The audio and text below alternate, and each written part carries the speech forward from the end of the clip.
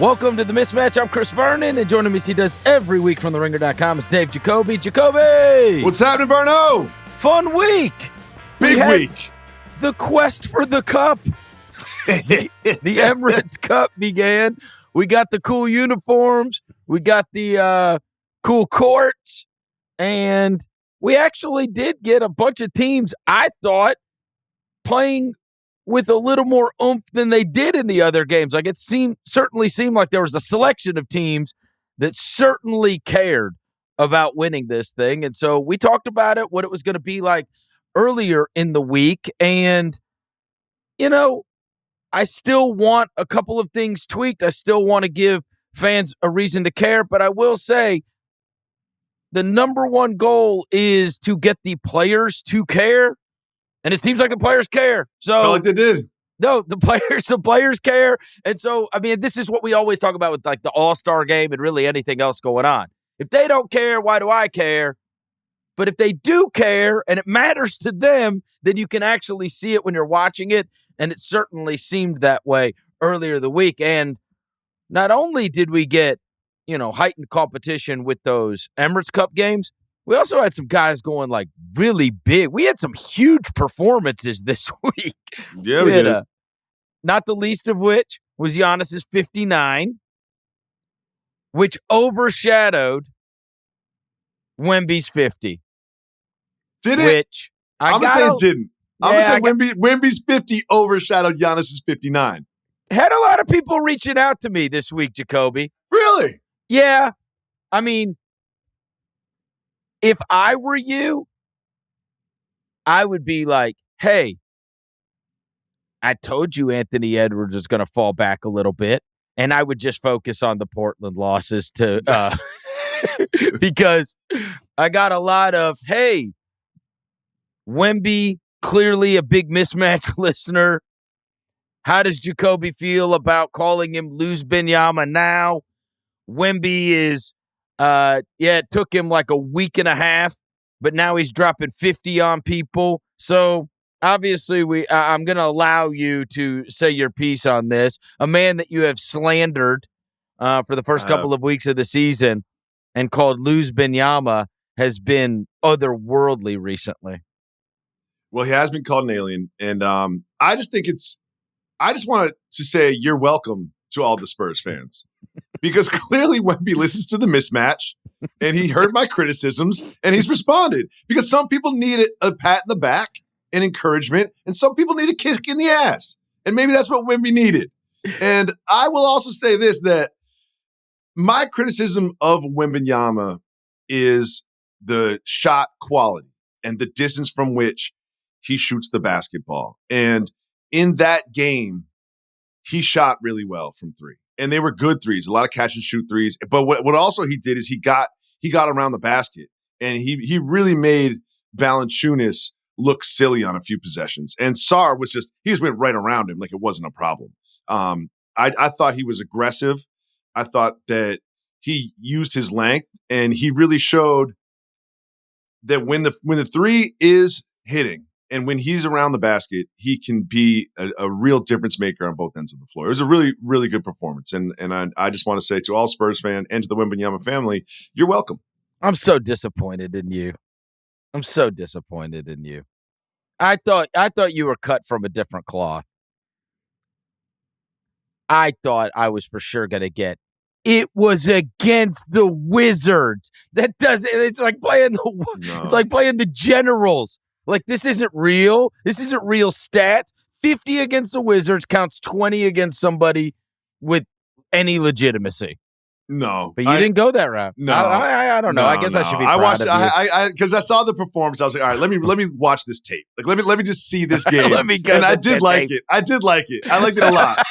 I didn't like it. I can't lie. Listen, all right. I'll stick to my takes, and I'll stick to my guns, and I'll be stubborn about the way I feel about things. I think he shoots from too far. I think that he needs to take less threes. He shoots 8 threes a game.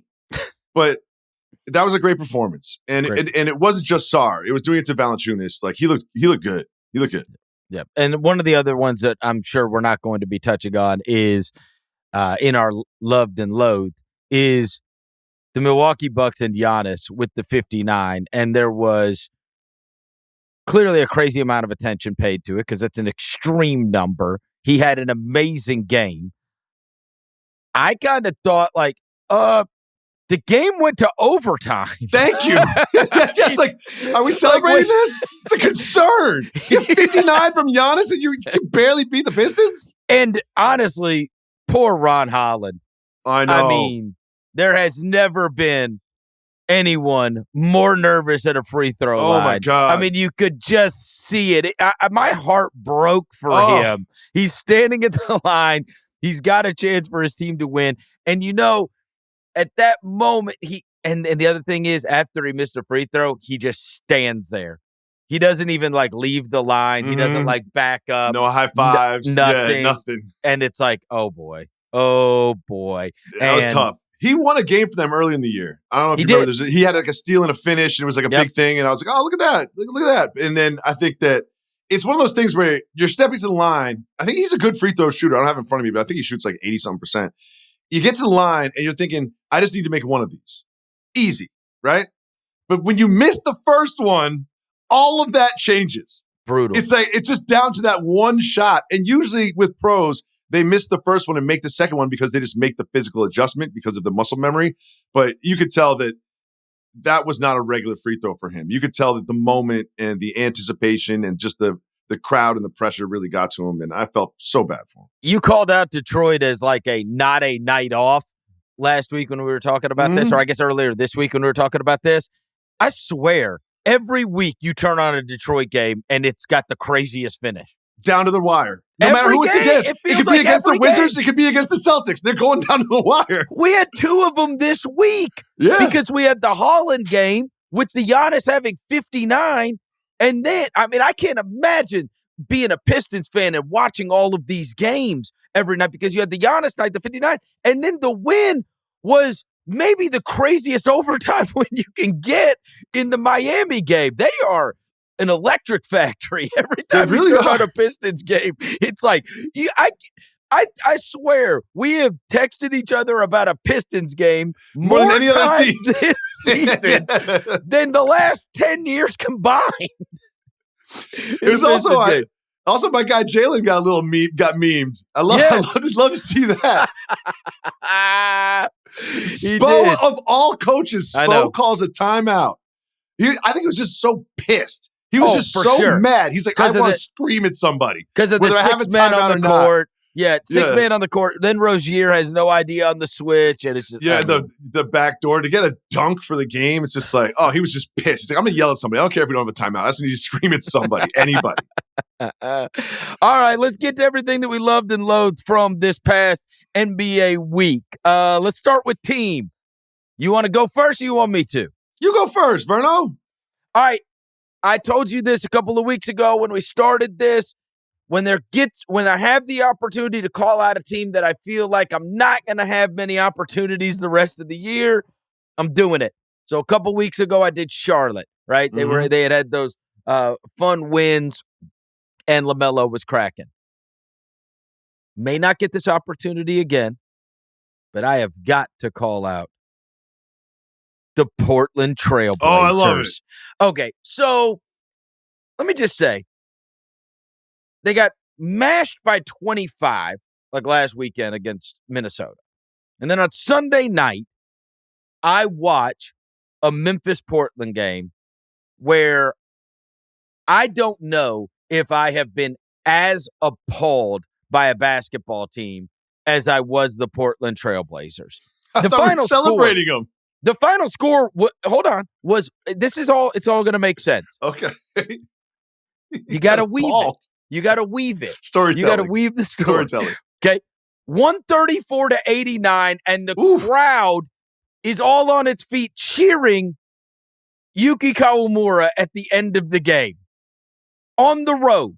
And I'm like, watching this game, I said to my buddy, I said, DeAndre Ayton might as well have had AirPods in. He's just jogging up and down the floor. I don't understand. What is the point of this? This is ridiculous. And they got beat 134-89. So they get beat by 25 And this is like the coach chewed you out, go to the game film, let's get back. Come on, let's get right. And then they go and lose by 50. It's like, hold on. So now you turn around, they're going to play against Minnesota. It's the quest for the cup. The Emirates Cup. MB Cup. Yep. Yeah. A team that had just beaten them by 25. After they had lost 25 and 50 back-to-back, they look like they just, like, I'm like, why don't they just forfeit the rest of the season? They come out, mash the Minnesota Timberwolves, and have 14 steals, 7 blocks. They get Avdia going off. They got Tumani Kamara going off. They got all these guys that it looks like nothing like the team I had just watched. I just watched them. And do a complete 180. Time Lord comes off the bench. Time Lord goes crazy. He looked great. 19, 9, 3 assists, 3 blocks, 3 steals. Just this crazy stat line. Wasn't he like 7 for 8 or 8 for 9 or something from the field? Yeah, for Time Lord. Then, fast forward, now it's, okay, go back, watch the film. You know, you're playing the same team. This is a lot like we get into playoff matchups because we get a lot of these back-to-backs against the same team. Same gym, same team. They do it again, except this time it's Klingon who gets his opportunity. And now let's go back in time when I told you on Sunday, DeAndre Ayton might as well have had his AirPods in. So what is the common theme here? Now, this two-headed monster of Time Lord and Klingon looks like the greatest center rotation in the NBA.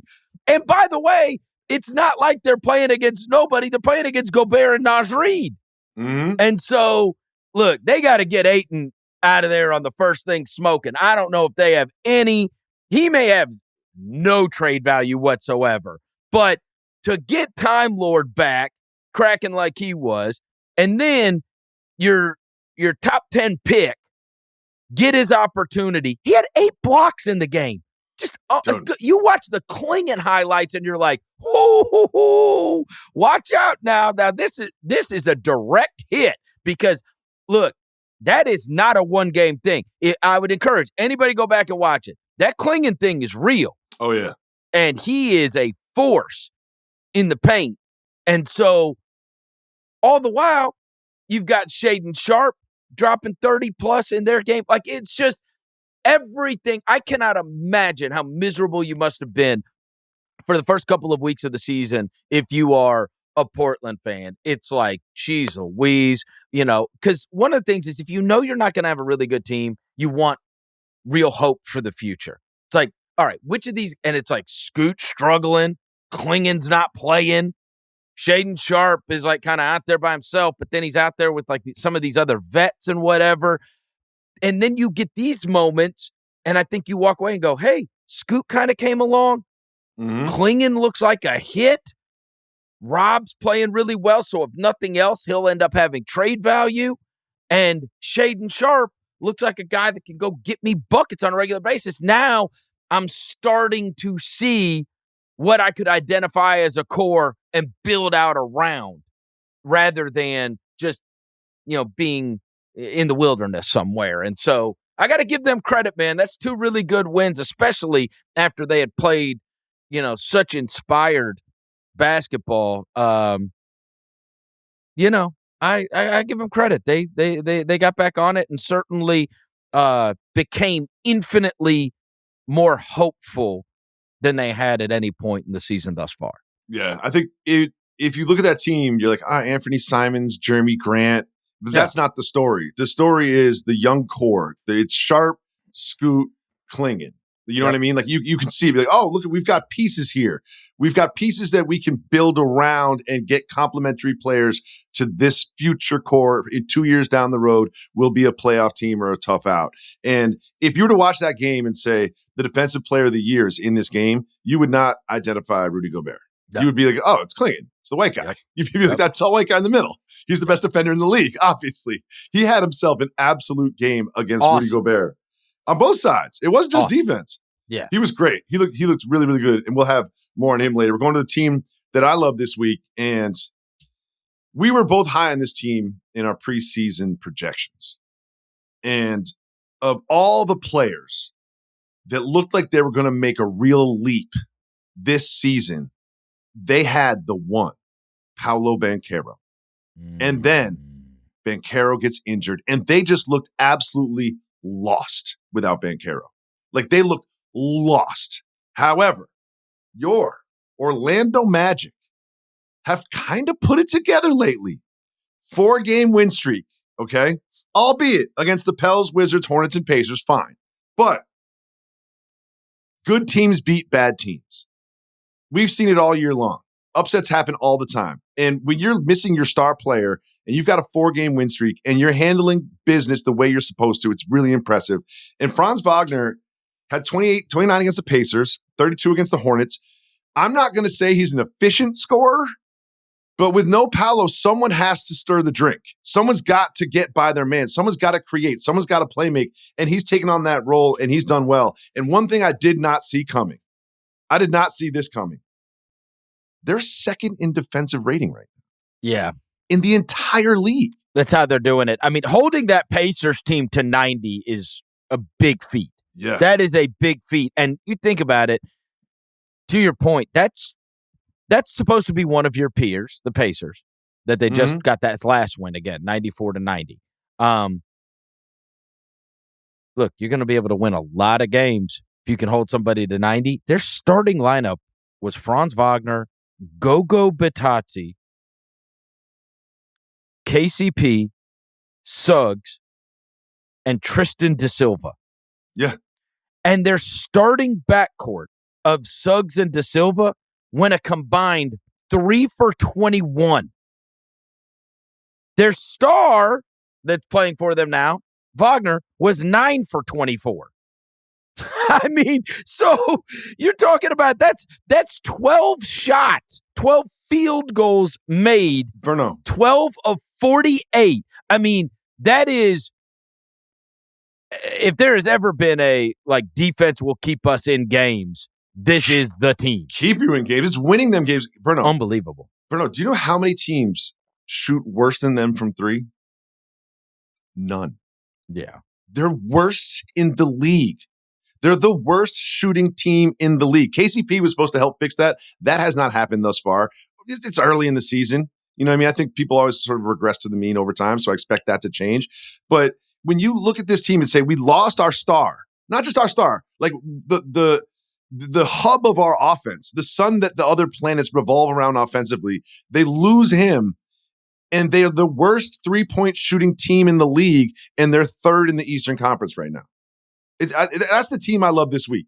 It's the defense that they're playing, because it's not even like Wagner's playing that well. He's really not. He's scoring points, but it's not efficient. Well, and there's a couple of these teams that have this weird, like, they'll bring 2 guys off of the bench, and it has this impact where, like, so if you're watching Houston, they'll go to the bench and they'll bring off Eason. Yeah, they'll bring off Eason, they'll bring off Thompson, and you're like, whoa, now this thing just got active. Do you know who the guy is for the Magic? It's Black and also Isaac. Yes. Who are both defensive guys. They're both enormous. If you look at the box score, they're not like impacting the game and the counting stats. It's just, they'll just your day up.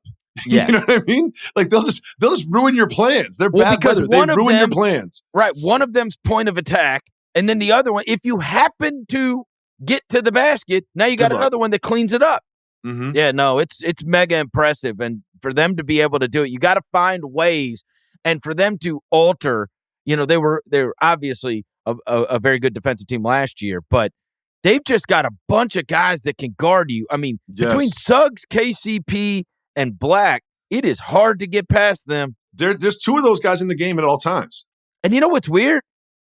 I mean, I don't know what happened to Cole Anthony, but he's just out of the mix. Not only is he out of the mix, he's just, I mean, the shooting numbers, it's just like, you know, it's like they have just evolved into this. He was kind of like that, you know, little heater off the bench and certainly had some real good moments for them last year and could be a change of pace guy. But their change of pace now is them coming in and strangling you out more defensively.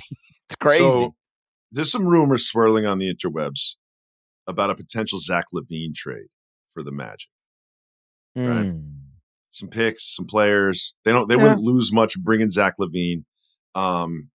Certainly helps without Herro. Do you think that's a good idea, or do you think that is sort of like could be a chemistry killer?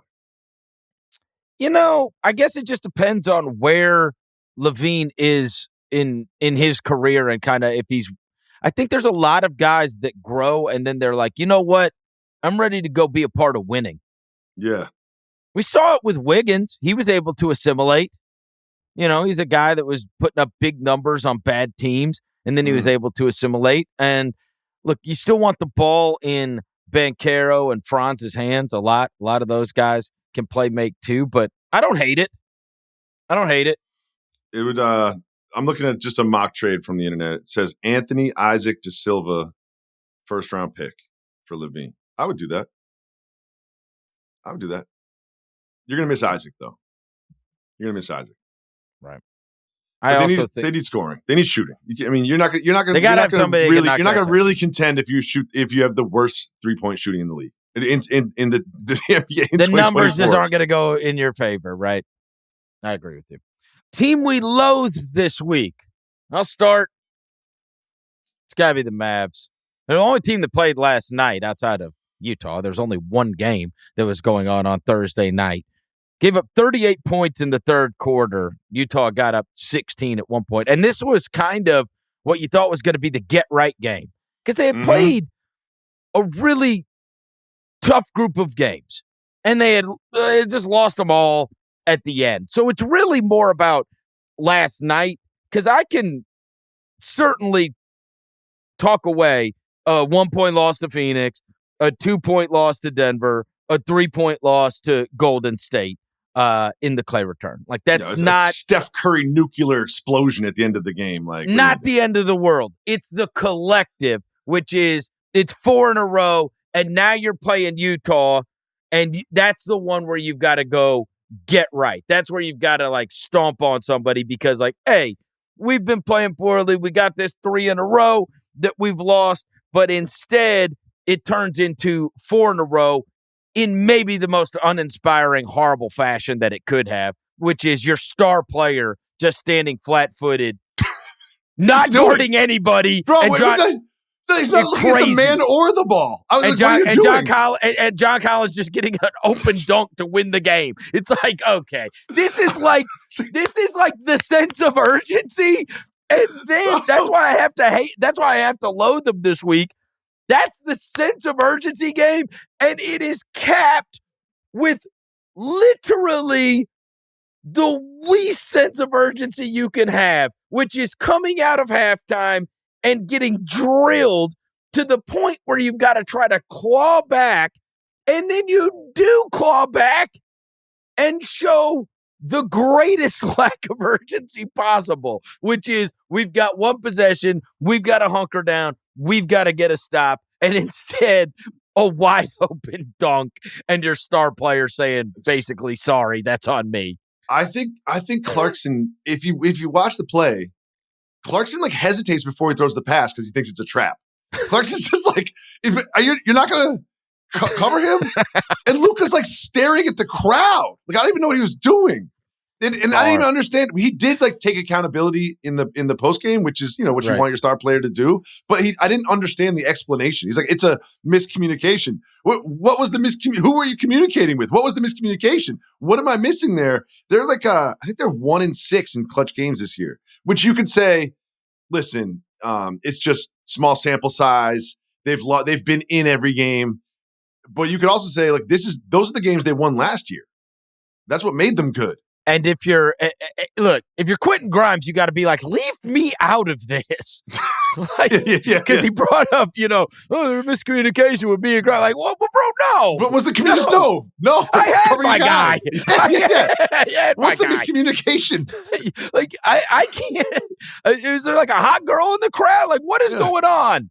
You're just standing there staring into the crowd. Like, this is crazy. And so I saw a stat, which is wild, that the Mavs are the first team in 15 years and the fourth team in the three-point era to lose 4 straight by 1 possession.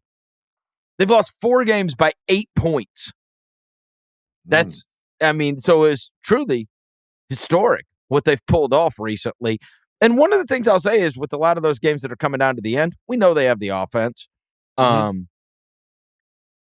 have wondered watching them if one of the things I brought up, and this is the same with Denver, with KCP, you remember at the end of last year, there's always these stats about who are the players that spend the most time on the best opposing perimeter player. And so that list was commonly, it would be KCP, it would be Dylan Brooks, it would be Lou Dort. It's all the names. Yeah, we know the names, of course. But right at the very, very top of that list is Derrick Jones Jr., who again, right, was not the guy that provided the Clay thing, which was I can whip it to him. He's the guy open in the corner, and I know I can trust him to knock down those shots. But every night, having that point of attack guy, having somebody that you can put on that other player to try to wreck their sets and wreck their offense, I do think that there's something to that, because part of being able to win those close games is being able to get the requisite stops. Now, that doesn't necessarily apply last night, because whether they had Derrick Jones Jr. or not, Luka just fell asleep. And it's just, to me, it's not about those other 3, because you can lose close games to good teams. And it's not like they got mauled in any of them. It's that's the get-right game, and that's the one that required some level of urgency just to make your fans feel a little better, and they showed none of that. I think as media, and this isn't just basketball, this is all sports, is we spend so much focus on the final possessions, right? That's what we always boil the game down to. Right. You shouldn't be in that position when you're the Mavericks on the road in Utah. It shouldn't come down to one Luka defensive brain fart, because you should be up by 16. Luka should be on the bench. That's the way that game needs to go. It's just coming out at a halftime and giving up 38 and being down 13. 38 in the third quarter? Yeah. To the Utah Jazz? They got down 16 before they started clawing back in that game last night. It's crazy. So I've always felt that we always focus on the last possession like it's the only thing that matters. But right. It's you shouldn't put yourself in a position where the last possession matters against the Utah Jazz. They're not trying to win games. Agreed. They're not. And you're the Dallas Mavericks. You won the West last year. Beat the worst team in the league handily. Now I'm getting fired up. We've discussed this, and you know how you said you wanted to celebrate the Trailblazers because you don't think you'll get many opportunities to over the course of the season? Yes. I don't think I'm going to get many opportunities to loathe this team. Oh. But right now, they're in the crosshairs. Uh-oh. Because they lost to your Trailblazers back-to-back. It's the Minnesota Timberwolves. Ooh. And I visited you in Memphis. Mm-hmm. Don't like the Ducks in the Peabody. And I had a great time there. And I joined your local show, the Chris Vernon Show. Check it out. Follow it on social. It's a great show. Shout out to Dev. And I may have said that Anthony Edwards was overrated. And your social staff could not have been quicker to put that right on the internet and tag me on it. They had that thing up before the show was over. Before it was over. And I was just feeling myself. I was like, hey, I'm on the local show. Nobody's going to hear this. It's like pickup basketball. Right. It doesn't matter. I can miss some shots. It doesn't really matter. That's our trick. We say nobody's listening to this. Yeah, you get really comfortable in there. Yeah. Right. It's just local in Memphis. Let me just try some things out. Let me get a little weird. Mr. Edwards is obviously one of the future faces of the league. He's going to be a future MVP. He's going to be a champion. I love him so much. One of the greatest personalities in sports, not just in basketball. But man, he's in a little bit of a slump there. And 0 for 9 from 3 against those Trailblazers. After he told everybody to F off about shooting so many. Yeah. And they traded Karl Anthony Towns for Julius Randle and Dante DiVincenzo. Oh, can you hear? I want to do this. I've been meaning to do this. Oh, let's do it. talk to Minnesota fans about Randall. Oh, You've lived it. You've lived it. I and actually they're going this. to. They're going I mentioned this to on it. the Bill Simmons podcast earlier this week. They're going it for the first time. If you just if you're like, oh look, Randall averages 20 points a game. He must be a good basketball player. Watch the games.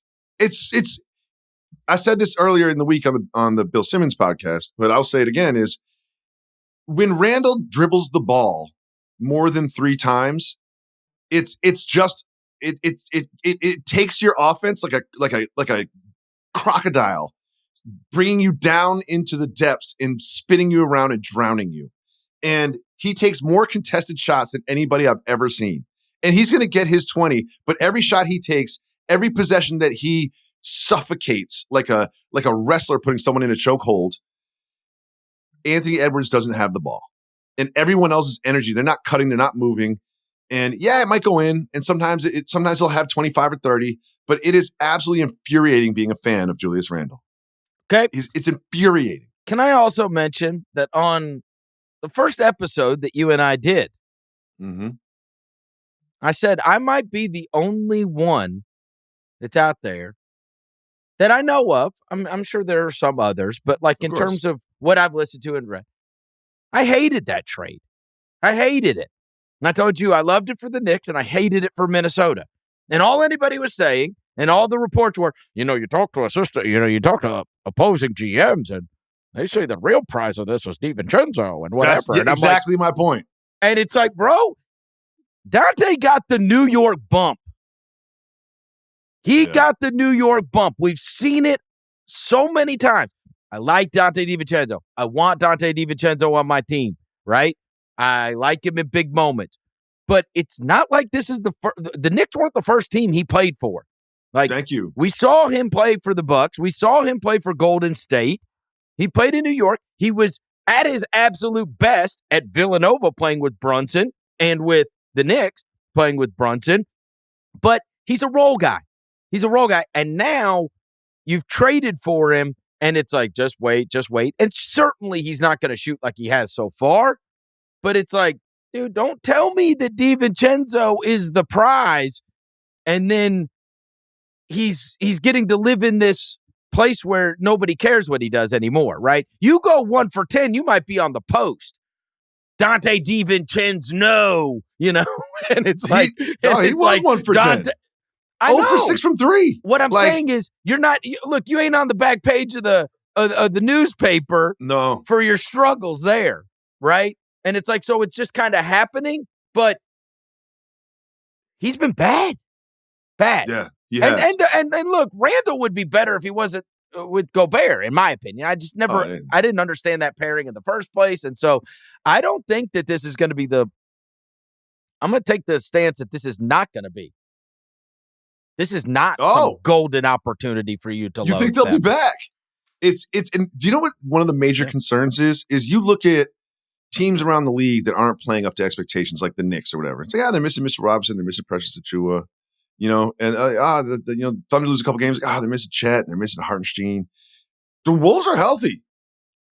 Here's the thing, Jacoby. They're healthy. Okay, bad Ant game. Mm-hmm.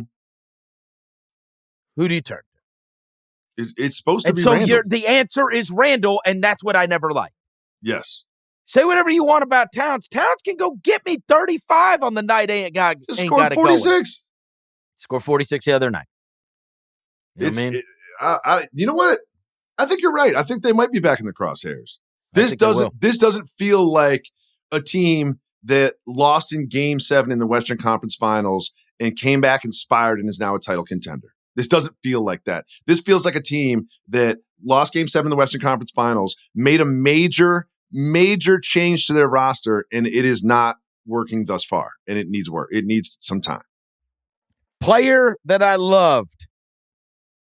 So let me just go ahead and get an honorable mention out of the way, because in any other week, I probably would have highlighted him, which is Jared McCain, who's got his opportunity on a 2-win I'm gonna get to him team, later. Yeah, I had him listed as the player that I loved, and then I took him off. Me too. But, wow. Okay, so make sure you mention him later. I will. I'm going with Tyler Herro.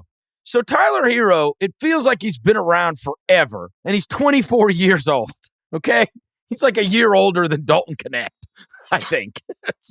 Okay? Tyler Herro is averaging 25, 5, and 5, shooting 51% from the field, 48% from three, and is by far the leading shot taker on the Miami Heat. The reason I'm highlighting him is because I felt bad for this guy. The only thing that mattered from that Detroit game that took place was the catastrophe that was the end of the game with Jalen Duren getting the dunk and with Spo calling the timeout and the tech. So that's all anybody really knows about that game. You know, when the game is chronicled, it's like, hey, look what happened in this Heat Pistons game. Can you believe this happened to a Spo team? Anybody can go back and watch this if they want to. Highlights available on YouTube. Bro, that game is in overtime because of one of the craziest shot-making runs that you can see. This guy had 2 30-footers and then another 3. They're not even close to overtime if it's not for Herro. He hit 10 threes. He had 40 points, 8 assists, and 5 rebounds. He shot 17 threes in the game and made 10 of them. And so far this year, their record is not what it should be 5-5 if you take away that game, but they're 4-6 after that insane loss to Detroit. But that 3 shots in a row, and then you like take a step back and you're like, hold on now. Tyler Herro's averaging 25, 5, and 5. And then you go, look, he's taking 17 shots a game. Jimmy's taking 11. Jimmy Butler's taking 11 field goals a game. And so he's like moved into this. He's the guy, and he's the guy every night. And he is performing at this crazy high level with this crazy high efficiency. Meanwhile, there needs to be, I still don't know what's happened to Bam Adebayo. No. Like he is in one fell swoop attempting to throw feces on Bill Simmons' Olympic experience reaps great dividends theory, because he is the anti of this. But yeah, Tyler Herro, I felt bad for him because not only did Spo mess up that game at the end, he also messed up the fact that like this was like a huge like, hey, everybody should be paying attention to what's going on here, because this is the guy that was kind of besmirched as, really? He's going to be the central piece to a Damian Lillard, whatever? And it's like, the longer this goes on. Has there ever been a Miami trade rumor that didn't involve Tyler Herro? I mean, and somehow if you took away what you knew, okay, whatever your former opinion was of Tyler Herro, and you just said, here's the deal. This guy, like, so forget the 6th man of the year, forget any of the moment, forget everything, right? I've been living out of the country with no television for the last, first 5 years of his career. Good for you, working for a nonprofit. And I just started this season. I'm like, I've got a 24-year-old sniper who's averaging 25, 5, and 5 so far this season and just had 10 threes and 40 points in a game. I think I would view things much, much differently. And so this is certainly one to keep an eye on, because this first 10 games of the season, he has been beyond great. And sometimes we just decide what guys are. And then we wake up and they're not what we thought they were. And he is ascending into a totally different realm right now. And we will see if it maintains. But so far, unbelievable. Unbelievable. I think that's a great call. And you call him a sniper, but he's not Duncan Robinson. You know what I mean? Like he gets by his man. He operates. He playmakes. He drives and kicks. Like he can shoot off it, the dribble, but he can do a lot of things with the basketball. And I think Spo's recognized that and is using him as the hub of their offense. And it's working so far. The Heat is a team that I could see it's kind of one of those things where it's like, what direction are we going, guys? Right. Are we climbing up to the top of the standings? Or are we going to go fall down to the bottom? Like this is a sort of a pivotal couple weeks for the Miami Heat. They need to string together some wins. All right. It's like you, I didn't go with sort of like the obvious with the player that I love this week, because there are some huge performances. You can say Giannis, he scored 59 points, or even Karl-Anthony Towns had 46 and Wembanyama 50. I'm going with Alperen Sengun. Oh. Of the Rockets. Now you're saying Jacoby. He didn't have any huge games, but it's just it's a player that I love. Okay? So you can't tell me I'm wrong about the player that I love. I love watching him operate with the basketball. I love watching him play make for others. I have an irrational love of fancy passes, and Sengun, second to Jokic, is a big that will satisfy that need that I have. On Monday against the Wizards, he had 27 points, 17 rebounds, and 3 blocks. Wednesday against the Clippers, 13 points, 11 rebounds, 6 assists, 4 blocks. Sengun, he'll come across your timeline. The algorithm will serve you up a nice Sengun dunk or a Sengun assist, but he's doing it on the defensive end this year. I'm loving what I'm seeing from him. Not even one of my top 5 favorite Rockets. I'm not kidding. That's fair to say. Thompson, oh God. They're also they've got the 3rd defensive rating in the league. Again, just like the Magic. Yep. If you were to say where do the Rockets stack up on defense, I'd be like, I don't know, they're good, like 10, maybe 11. It's Thunder, Magic, Rockets early in the season in defensive rating, and Sengun has a lot to do with that. And like he can shoot the 3 a little bit, he can play make for others. He's also really, really crafty around the basket. Like they're not posting him up like it's 1992, but when he gets the ball around the basket, he'll shoot little turnarounds. He'll do up fakes and scoops. Like he's just got a bag down there. It's like the opposite of Kyrie Irving. Like when Kyrie Irving gets to the basket, he can jump off both feet with both hands. Yeah. He gets to the basket. He's not jumping in the air, but he's pivoting. He's up faking. He's getting underneath you. He's getting fouled. I just love what I've seen from Sengun this week and this season. We've got so many good players on that team. Just off the top of my head, Green, Thompson, Eason, who I told you, those 2 guys coming off the bench. Obviously, I love Steven Adams, who's now been back in the mix. And then, I think one of the things is how that still hasn't been figured out is I'm still bullish on Jabari.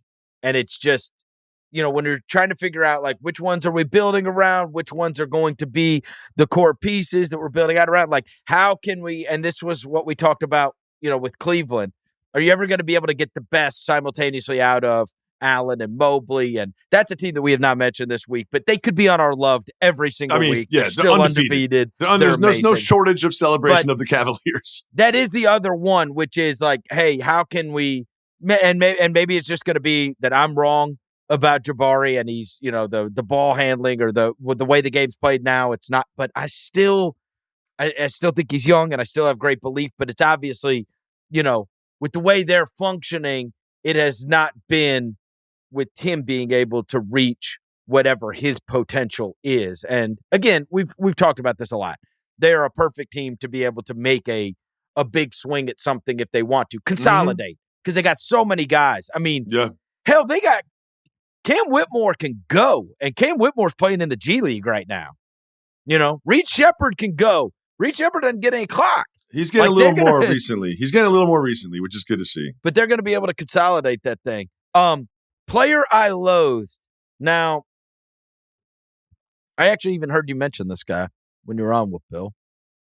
He's been mentioned on a lot of different podcasts. And player you loathed. Some people have mentioned this. Zach Edey? It's Grady Dick. What? Yeah. So you would think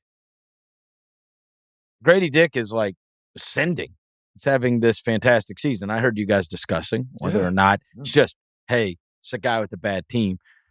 But I thought about this as I was watching Charles Barkley talk about it the other night, and he just kept calling him Grady because he couldn't do it. Because every time I'm trying to get through this segment I know. without doing it. I can't. Okay, so much like you, I've never grown up. This is the hardest thing I've ever done. I've never grown up. And I can't remember in my lifetime a guy that is absolutely more impossible to talk about. I can't do because there's no way. Like, you just did a whole bit about Sengun, and you could just keep saying Sengun. But there's no way to talk about him. You can't talk about him being good. You can't talk about him being bad. You can't talk. Like, there's just no, Dick did this, Dick did that. And me, I am, I'm an adult, Jacoby. I got kids, man. And the idea that this brings out the absolute most immaturity that there can, I can't do it. I can't talk about him, and I can't hear about him without laughing. It would be if there was a guy named Johnny Vagina. I can't do it. This is brilliant. I can't do it. So when you started this, I thought you were going to talk about basketball. And I'm thinking to myself, I was like, no. Did he play poorly this week? But when you started this segment, I said to myself, I'm not going to do it. I'm not going to do it. I'm going to let Verno, I'm going to lay out, I'm going to let Verno talk about Grady, and I'm not going to make the stupid, childish, immature, sophomoric pun joke. That's what I told myself. And literally, I ran a marathon way easier than getting through this 5 minutes without making a pun joke. Way easier. I saw Barkley struggle with it, and as I'm watching it, I'm like, dude, I can't do it either. It's impossible. Announcers can't do it either. You hear them chuckling to each other.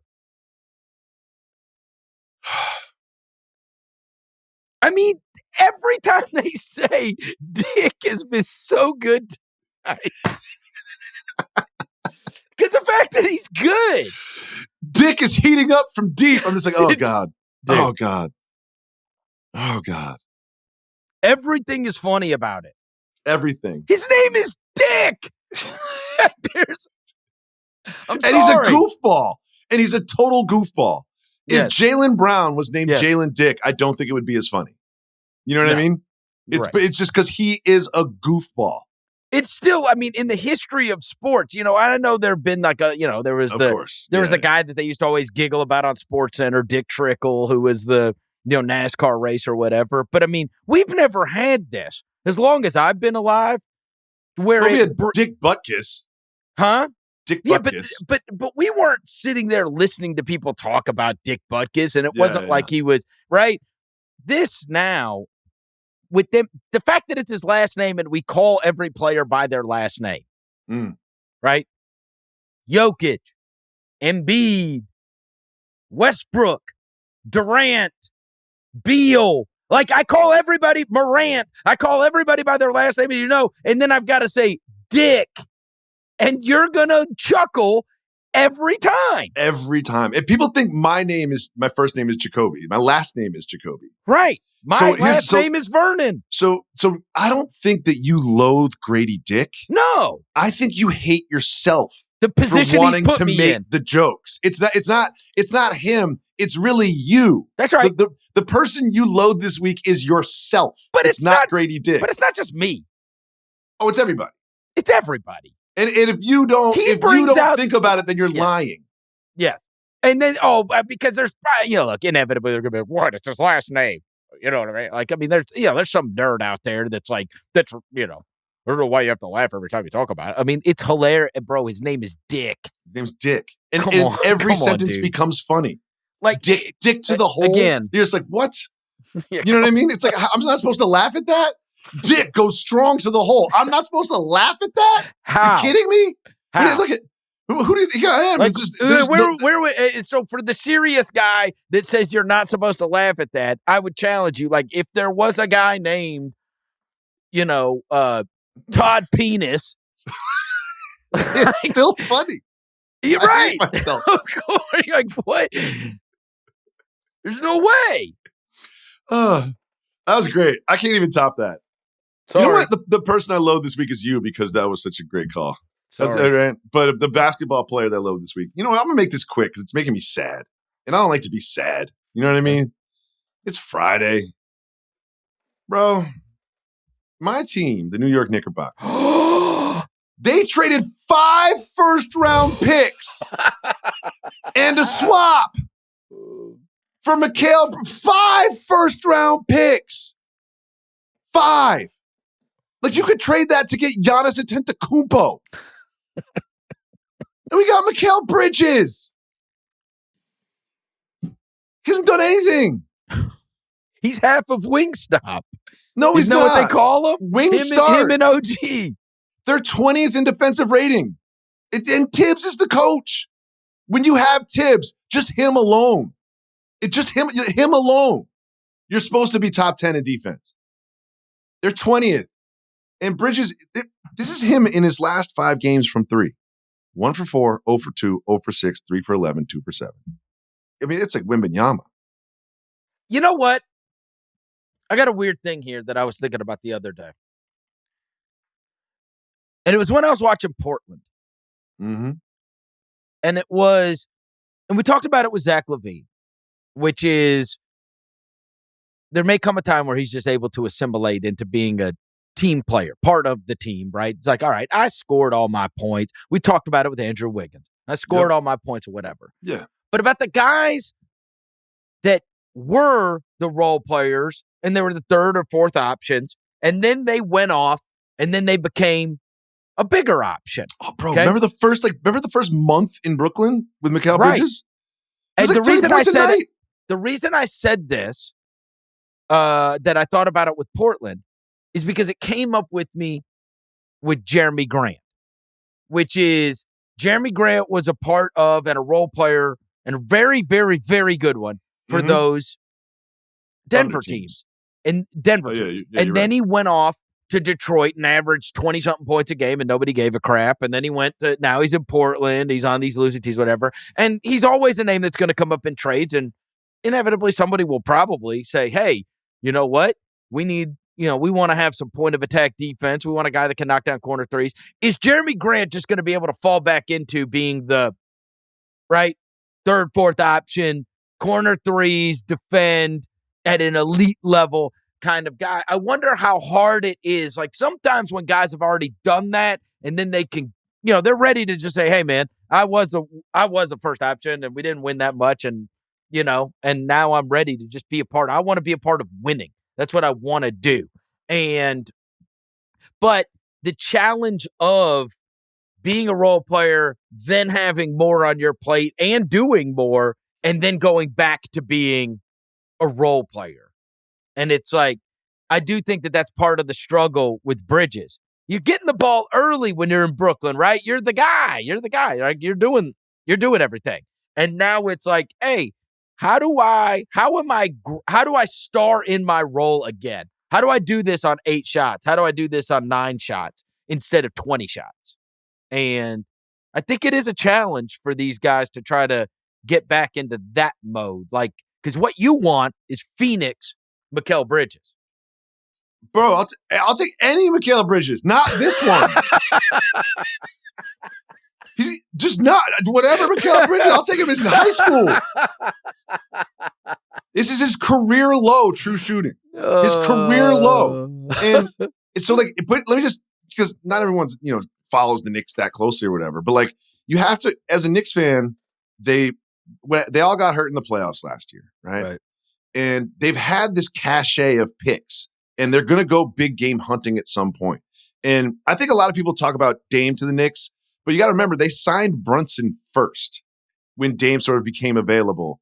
So like Dame and Brunson does not work as a backcourt on either side of the court. Mm-hmm. So I don't mind they didn't get Dame, but there's always this idea they're going to get someone. And when you look at this season for the Knicks, you're like, they've got Bridges and Towns, but it happened in that order.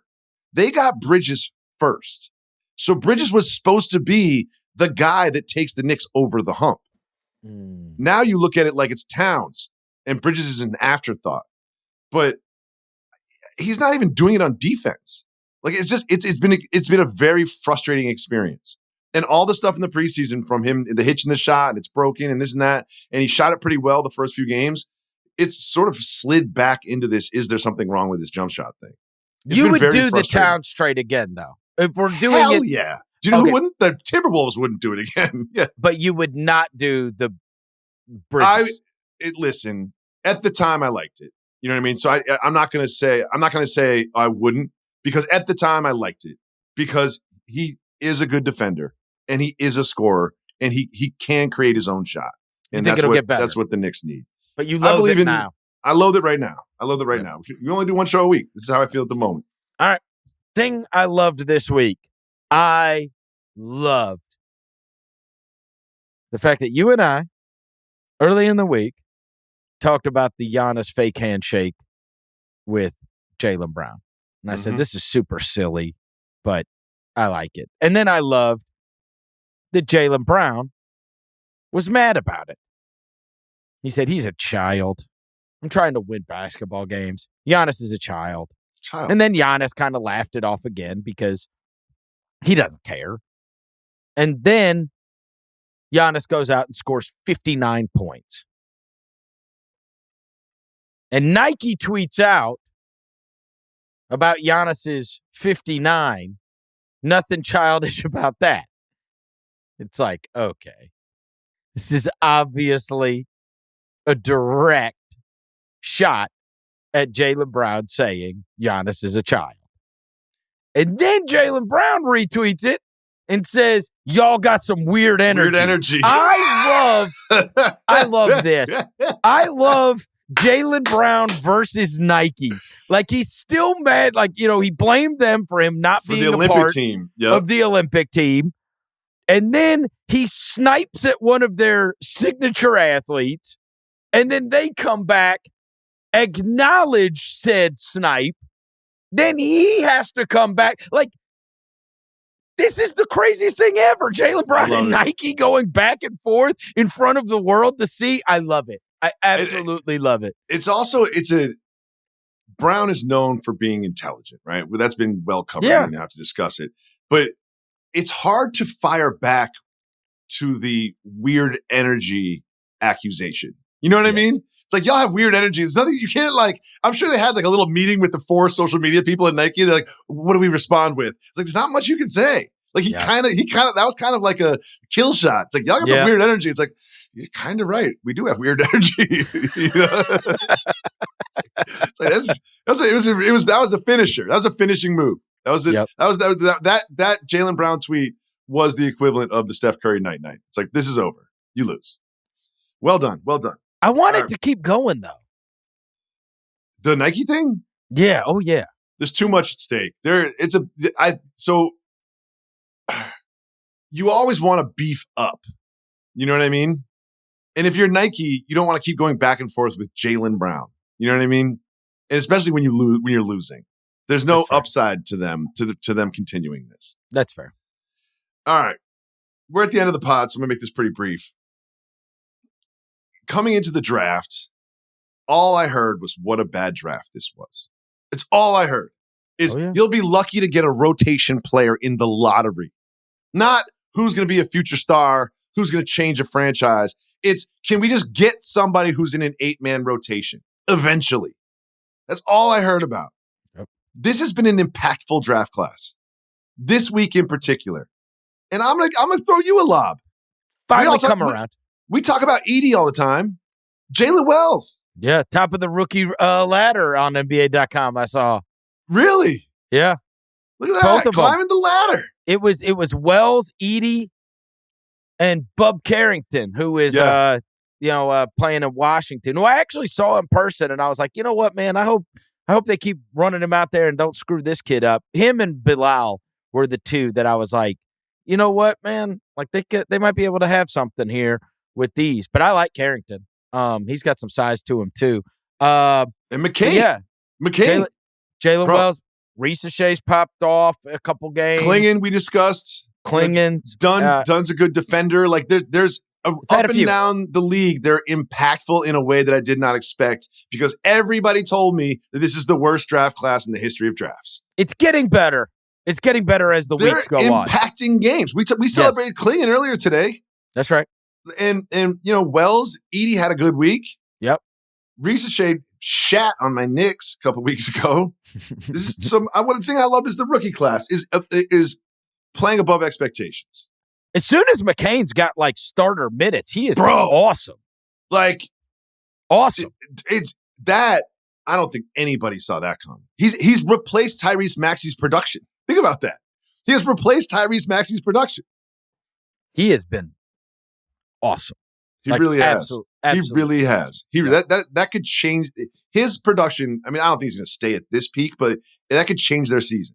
It could legitimately change their season. Thing I loathed this week. Carmelo Anthony saying that Stevie Wonder told him he loved watching him play. So I grew up listening to Stevie Wonder. My parents, I think my dad's favorite album ever might have been Songs in the Key of Life. It was just one of those things that was on and around. And I mean, my parents were big Stevie Wonder fans. I think they went to his concert when he was in college. I've always really liked Stevie Wonder. I've always listened to his music. I've got a Stevie Wonder story. I remember my stepbrother, shout out to Brad, gave me the cassette tape of Hotter Than July. And I had a boombox. And I went to the playground. This must have been 3rd or 4th grade. And I was playing that thing. And I was just sitting there just being like, this is music. Everybody come over. I'm the coolest kid you've ever seen. Because I'm listening to Stevie Wonder on the playground. But continue. And so now, there's this whole, we live in a generation of social media. And it, for a long time, it just kind of died down. The whole, Stevie Wonder conspiracy theories. And Carmelo just brought it all the way back to the forefront. And I know, because I've done it, I know there's now an entire generation that is watching these videos on YouTube of him catching the microphone falling. We've all done it. They're seeing the story about him putting Boy George in a headlock. They're seeing the story, Shaq saying he saw him in an elevator and said, "Hey, Shaq." And it's okay. And I got it. Everybody will watch it. It's going to become a debate. And I'm just, I just feel like there's now going to be this whole generation that sees this, and now it's all going to come back to the forefront. Everybody's going to be watching all the videos. There's going to be a whole bunch of people that are convinced. I've always kind of stood on, why would you live your life? What? For what? You think he sold more records because? Why would you? He's been acting his whole life. Verno, you ever tell, one of the reasons I don't lie is because I'm not smart enough. It's too much hard work to remember that you lied about something and then back it up and continue telling the story. To keep this up for 50 years, that's just too much work. There's no upside. I got it. I know the stories. I've seen the videos. I understand the conspiracy theory. On the other side of that, I have to accept, bro, why? What is the benefit? Why? Why would you fake being blind for your whole life? So that you didn't have to drive? So you didn't have to, I don't understand. So anyways, Carmelo brought that back to the forefront. Now you would say to me, explain that. And I can't. I can't explain why Stevie, if I accept that Carmelo Anthony is not lying, he's not which lying. I don't think he is. I think Stevie hears so many people say watch the games that he's just used the phrase, but what he really meant was listen to the games. I don't think Stevie's on League Pass listening to NBA basketball either. He's just trying to be nice. Probably has no idea who Carmelo Anthony is. Shout out to 7 p.m. in Brooklyn. I don't know why he would say I love watching you play. I mean, funny. I can't deny that is a crazy thing for a blind guy to say. Yes. I can't. You know what I'm saying? You know he's an Uber driver, right? Just kidding. All right, we're gonna wrap this up with this. This is what I loathe this week, and I need you to help me work through this emotionally. Okay. This evening, Friday evening, I'm going to watch Jake Paul fight Mike Tyson in the year 2024. I'm going to watch Mike Tyson at 58 years old box with like fake gloves against a YouTuber that I loathe. I'm going to spend my time and energy doing that. Why? Why am I doing that? Because it's interesting, number one. But I will say, as someone, and we're around the same age, when we were kids, the biggest athletes in the world were for sure Jordan, Bo Jackson, Mike Tyson. I'd say those are, and a lot Lawrence of that. Taylor. I'm putting Lawrence Taylor in there. I think a lot of those had to do with video games as well, right? Yeah.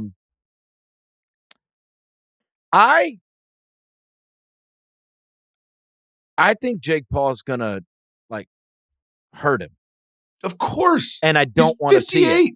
I don't want to see it. We're on the same page on this. Like Jake Paul, like for anybody that, I get it. You chronicled him as a YouTuber. I've watched these other fights. Oh yeah. Like, he's a boxer. Like I watched him fight Tommy Fury. I watched him fight Anderson Silva. I watched him knock out Tyrone Woodley. I watched him knock out Ben Askren. Like, I mean, some of these guys were MMA guys. Nate Diaz. Like, just because it's on and I like watching people fight each other. Of course. But, I hated watching the Anderson Silva thing. I hate watching any of these old guys go in there as a shell of themselves. The Roy Jones Tyson one, did you watch that? Yeah, Roy Jones was like, and you could tell the first round, he's like, what the hell am I doing here? Yeah. I just don't want to see what's going to happen to Tyson. That's what I don't want to see. Yeah. Right. It's just like, if I'm falling, I hate it when I'm the sucker. I'm going to be the one who's going to watch this thing. I don't think you have to, though, because I don't think you have to be a sucker. It's an engineered spectacle. It's an engineered spectacle to get me to watch, and it's going to work, and I hate myself for it. Yeah. I hate myself. And look, I mean, I was at a basketball practice last night with my kids, and there were a couple of dads that were like, all it takes is one punch from Mike Tyson. I'm like, dude. No, he's 58 years old. He's 58 years old. There's some of these guys, though, that you're never going to believe they can't do it, but it's pulling the heartstrings of our youth. Yes. I felt it last year at the Masters with Tiger. And I was like, man, all it takes it's like, yeah. If he makes the cut, you can't count him out. I still believe. I still want to believe. It's still real to me, damn it. Right? And it's like,